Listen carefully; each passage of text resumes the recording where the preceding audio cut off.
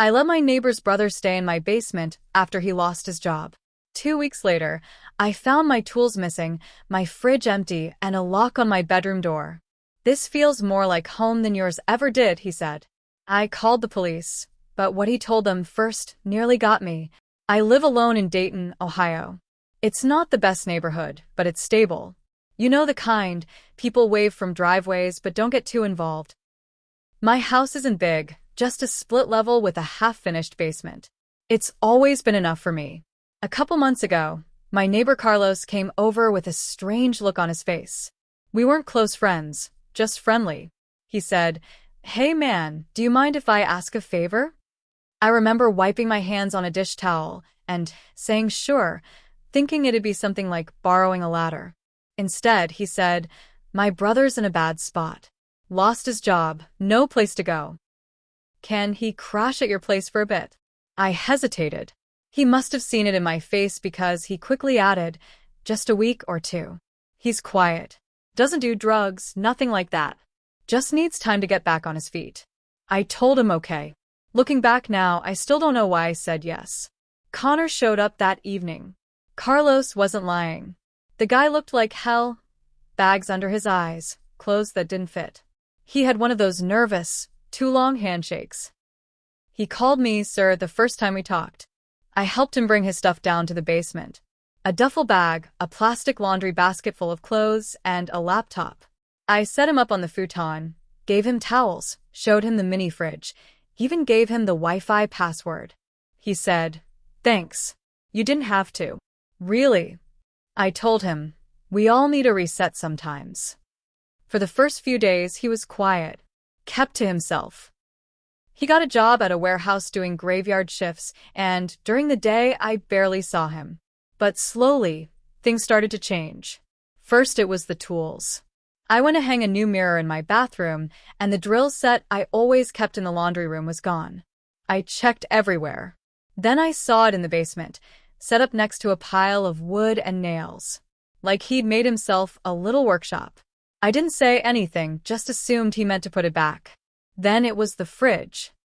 I kept a backup freezer in the basement, full of frozen meals and stuff from Costco.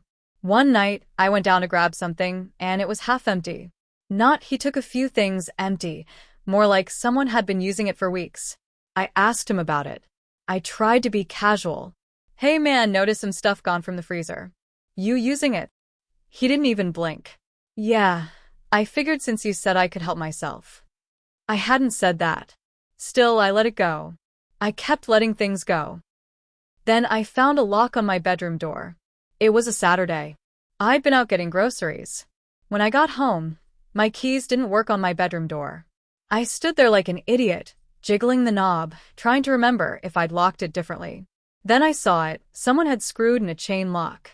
On the outside. I walked back down to the basement, furious.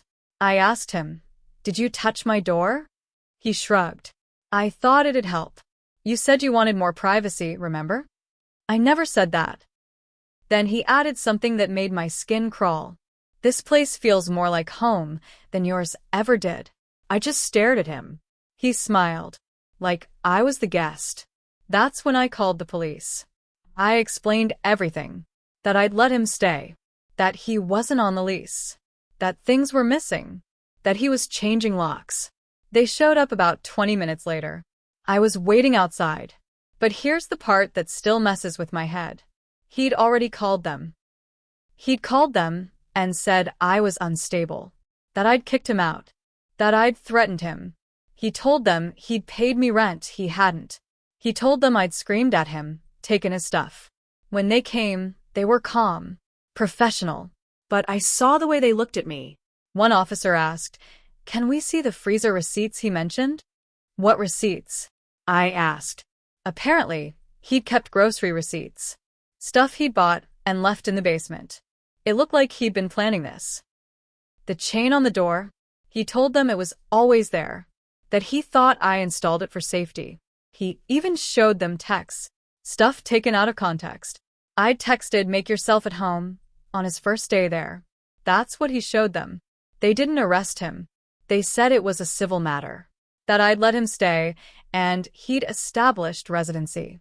that I might need to start a formal eviction. I asked, even if he changed my locks? They said, did you witness him do it? I didn't. They said, then it's his word against yours. So now I'm stuck. I can't get him out without going to court. He's still in the basement. I've started locking my bedroom from the inside, every night. I hear him walking around upstairs sometimes, even though he's supposed to stay down there. I don't feel safe. And the worst part? He acts like nothing's wrong. He'll walk past me, smile, and say, good morning. Like I'm the one who's visiting. Like I'm the guest now. A few days after the police visit, I went to Home Depot and bought new locks. Not for the basement. I wasn't allowed to touch that now without violating his rights, apparently, but for my own bedroom. I also installed a small indoor camera outside my door, just in case. That night, I heard footsteps on the stairs around 2 a.m. Not heavy, just slow. Pacing. I didn't sleep. Next morning, my toothbrush was wet. I know that sounds stupid. Small. But I keep it on a shelf in my room. I live alone. I didn't use it yet. And it was wet. So, I set a trap. I sprinkled flour on the hallway floor outside my bedroom. Just a light dusting. Looked normal, blended into the wood grain if you weren't paying attention. Then I waited. At 3:17 a.m., I heard the door creak. I stayed quiet. In the morning, there were footprints in the flour. Bare feet. Walking up to my door. Standing there. Then turning around. I wanted to throw up. I wanted to run. I wanted him out. But legally, my hands were tied. I started documenting everything. Dates. Photos. Videos. I emailed myself notes every night in case anything happened. Then I talked to Carlos. I walked over next door and knocked. He opened the door like he hadn't seen me in months. Hey, I said, we need to talk. He stepped outside, closing the door behind him. I told him everything. What Connor had done. What he was doing. How I couldn't sleep. How I didn't feel safe in my own house. Carlos didn't react the way I thought he would. He looked annoyed. Not shocked. Not even surprised. He said, look, man, I just thought you were helping him for a bit. I didn't sign up for drama. I stared at him. You knew, didn't you? I said. You knew he pulls this crap. Carlos just shook his head. He's my brother. He's had a hard life. I don't control him. I said, you didn't warn me. He said, you said yes. That's on you. Then he walked back inside and shut the door. That night, I came home from work and found the upstairs bathroom door locked from the inside. Connor wasn't home. I had to unscrew the knob to open it. Inside, the mirror was gone. Literally taken off the wall. The towel rack, too. Like someone had been slowly stripping the place. I called the police again. They came out, took a statement. But again, they couldn't do much. He's still technically a resident, they said. So I hired a lawyer. Not cheap. Not fast. But she told me the truth. You can evict him, she said, but it's going to take 30 days, maybe more. And until then, you can't change the locks, you can't shut off utilities, and you can't remove his things. If you do, you risk a lawsuit. I said, even if he's stealing from me? She said, if you don't have proof? Yes. Connor started acting bolder after that. He began leaving his shoes upstairs, leaving my front door unlocked. One night, I came home and found two strangers in my kitchen. I froze. He walked in behind me and said, relax, Mike. They're just friends. I said, get them out. He laughed. Why? You invited me, remember? My guests are your guests. I didn't say a word.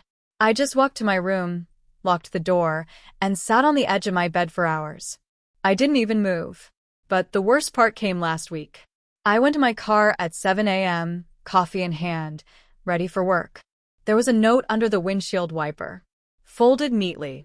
All it said was, you don't belong here anymore. No name. No signature.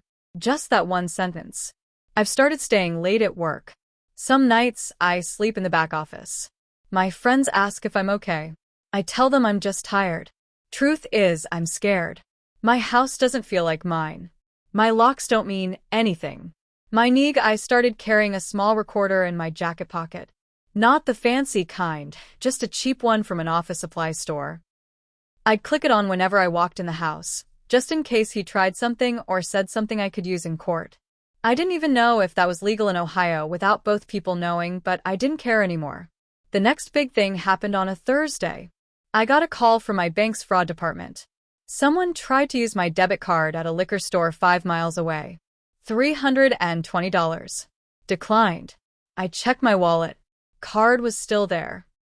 I checked my desk drawer upstairs. My last tax return and an old envelope with banking info were gone. I knew it was him. I called the cops again. They told me to file a report, said financial crimes would take time to investigate. Time. Always time. Everything in this system favors the person causing the damage. Meanwhile, I was sleeping in fear, locking myself in my own bedroom like a guest in a halfway house. That night, I opened the fridge and saw something that finally snapped something in me. My mom's casserole dish. The blue ceramic one she gave me before she died. I kept it on the top shelf, hadn't used it in years. Suddenly, it was sitting on the stove, covered in lasagna, like it was his. I stared at it for a long time. I could feel my ears burning. I didn't even touch it. I just turned and walked to my room, locked the door, and sat in the dark. Next morning, I started getting texts from an unknown number. No name. Just weird, clipped messages. You gonna keep pretending it's your house? You locked the door. I heard it. Paranoid doesn't mean safe. Then nothing. I checked the camera I had set up. The one facing the hallway outside my bedroom. The footage was gone. The app said, no recordings available. I opened the settings. Someone had reset the device. I didn't go to work that day. I called in sick, stayed inside. Every noise made my body flinch. Every creak in the ceiling sounded like a warning. Around 4 p.m., I walked past the basement door. I stopped. Looked down. There were voices. 2 of them. Connor and someone else. Muffled laughter, then whispers. I listened. Couldn't make out words, but the tone. It wasn't casual. It was low, intentional, like people planning something. I knocked hard. The voices stopped. No response. I turned the handle. It was locked from the inside again. I stood there, heart thudding in my ears. He had company again. Probably someone who knew exactly what he was doing. That night, I started moving my valuables out of the house. Just a little at a time. My passport, my laptop, old photos. I packed them in a duffel bag and put them in my trunk. I couldn't risk it anymore. When I came back inside, the lights were off. All of them. I walked down the hall toward my bedroom and stepped on something soft. I bent down, picked it up. It was my childhood blanket. From a box in the attic I hadn't touched in years. It was wet. I dropped it and backed away. Next day, I drove to the county clerk's office and started the official eviction process. My lawyer helped me file the paperwork. 30 days minimum, maybe more. But at least it was moving. When I got back that afternoon, Connor was sitting on the porch. He looked up at me and smiled. You know, once this place is mine, I'm thinking of putting in a new kitchen. Your layout sucks. I walked past him, without speaking. I didn't look back. Inside, I locked every door I could and sat down in the kitchen. I stared at the wall and tried to remind myself this was still my house. But deep down, it didn't feel like it anymore. 3 days after I filed the eviction notice, I got served with a letter of my own. Not from the court. This one was handwritten. Stuffed under my front door. Plain white envelope, no return address. Inside was a sheet of lined paper that read, "Any lie you tell about me becomes truth if I say it first." And I already did. That's all it said. I knew it was him. I called my lawyer. She told me not to engage, not to respond. It's intimidation. He's testing how far he can push before you break. I asked, what if I do break? She didn't answer. That night I stayed at a motel. Cheap place off Route 4. I brought just enough to get through the night. Change of clothes, charger, my duffel bag of important stuff. I left all the lights on at the house. Locked every door. Camera on. I didn't tell Connor where I was going. At 2:11 a.m., I got a notification on my phone. Motion detected. Front door. Then living room. Then hallway. I opened the app. Live feed was black. I checked the settings. Camera disconnected. Another alert came through. New device logged into your network. He was inside. He'd unplugged my camera. And now he was on my Wi-Fi with something new. I didn't go back the next day. I stayed in the motel again. And the next night. 3 days in total. When I finally returned on Saturday morning, the front lawn had been mowed. My trash bins were lined up neatly at the curb. The porch light was on. My mail had been collected. It looked like someone else lived there. And everything was clean. Too clean. Inside, the house didn't smell like my house. It smelled like cologne. Something sharp and artificial. Like the scent strips they put in department stores. I walked into the kitchen and saw a sticky note on the fridge. Don't worry. I kept it safe while you were gone. There was no name. The next legal hit came that Monday. I got a call from Child Protective Services. They wanted to follow up on a report about a child living in my home in unsafe conditions. I nearly dropped the phone. I said, "What child? There's no child here." The woman on the line was calm. "We understand that, sir. But we're required to check every complaint." They showed up that afternoon.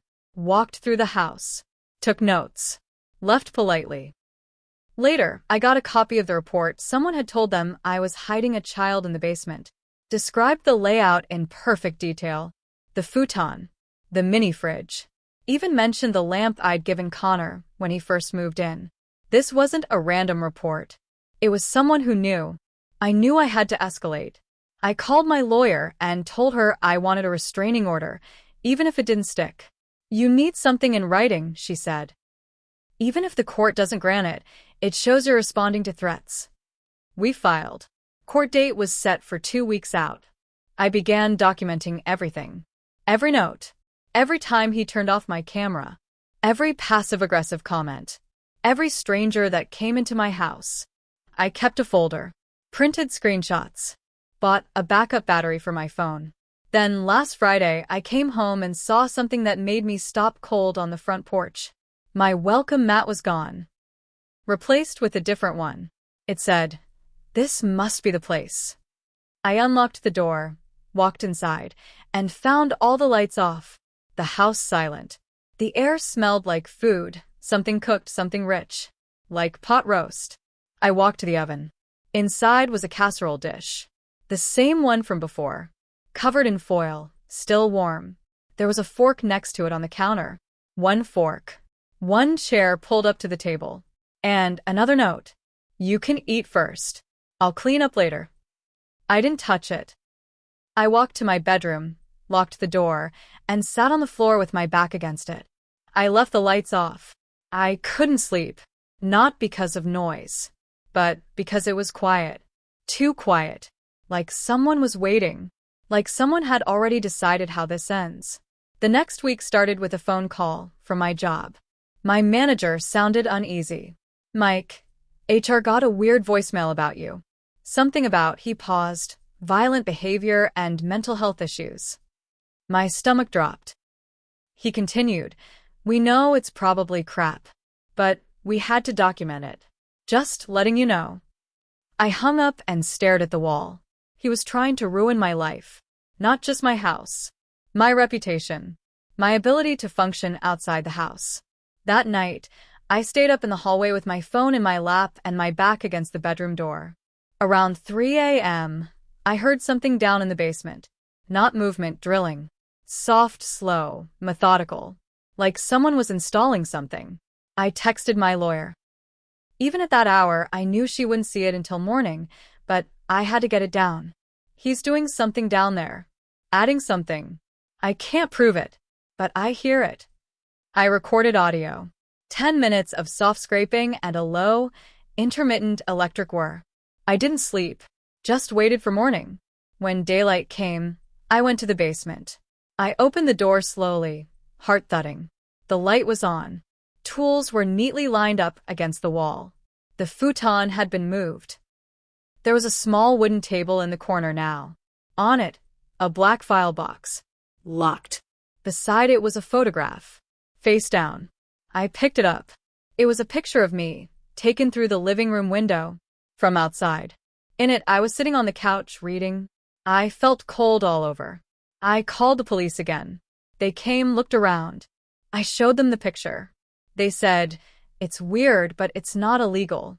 It's his space, he can have photos if he wants." I asked, "Even if they're of me?" "Taken from outside my house." One officer sighed. "We'll note it. But unless he threatens you directly, our hands are tied." That was the day I decided to do something I didn't want to do. I called a friend from high school, Ben. We weren't close anymore, but he'd always been the type to handle problems head-on. I told him everything. He didn't laugh. Didn't hesitate. "Want me to come stay with you for a couple nights?" I said yes. He arrived the next evening with a sleeping bag and a duffel bag full of snacks. He looked around and said, "This place feels off, man." I just nodded. That night, around 2:45 a.m., we both heard it, someone walking upstairs. We were both in my bedroom. Door locked. Then, the sound of water running in the kitchen sink. Dishes clinking.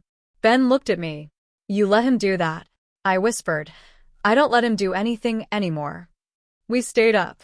At 4 a.m., there was a knock on the door. Not the front door, my door. 3 soft taps. Then silence. Ben jumped up. "That's it." He yanked the door open. The hallway was empty. But on the floor, another photo. This one was of both of us, taken that night through the blinds. We didn't sleep.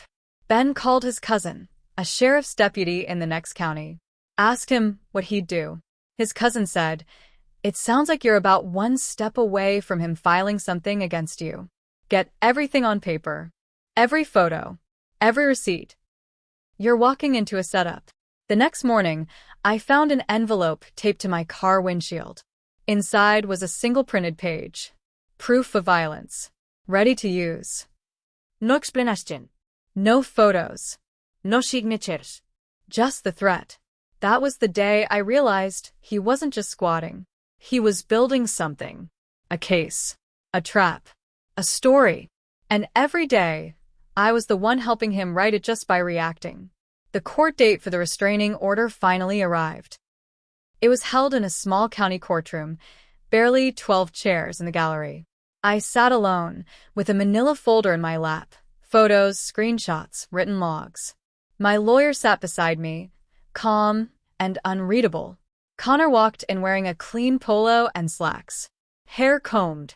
He smiled at me as he passed, like we were old friends meeting for coffee. He brought a folder too, much thicker than mine. The judge was a middle-aged woman with tired eyes. She listened carefully. My lawyer spoke first. Laid out everything, the creeping boundary violations, the intimidation, the late-night surveillance, the altered camera settings, the photos, the notes. She nodded, took notes. Then Connor got up. He didn't yell. He didn't accuse. He performed. He said I had invited him during a dark time in my life. Said I'd broken down one night. Told him I was lonely, needed company. Said I cried over dinner and begged him not to leave. That I gave him groceries because I couldn't handle stores anymore. He said he started documenting things when I became erratic. Said the locks were for his safety. Said the photo of me reading on the couch was for legal protection. He slid a printed email across the table. One I didn't recognize. It had my name, but not my wording. It read like I was offering him long-term housing in exchange for help around the house. He said, "I never asked to stay this long. But when someone says you're their only friend, how do you walk away from that?" My heart pounded. My jaw clenched. The judge looked back and forth between us. Then she said something I'll never forget. "Something deeply unhealthy is happening in this home. But I'm not convinced it rises to a level of legal threat yet." Request denied. I didn't even hear the rest. Just the echo of yet ringing in my ears. Connor walked past me on the way out, still smiling. He leaned down, not close, just enough for me to hear. I told you. I say it first, it becomes real. Then he left. Back home, I found the thermostat set to 85 degrees. The fridge open. Every shelf empty. And a final note on my pillow. Don't forget, you opened the door. I still live in that house. But I don't feel like I own it anymore. Every creak in the floorboards makes me flinch. Every knock on the door tightens my chest. The legal process is crawling forward, but even if I win, whatever that means now, I already lost something I can't get back. My space. My trust. My quiet. And sometimes, late at night, I catch myself whispering the one thing I wish I hadn't said out loud. Sure, bring him over.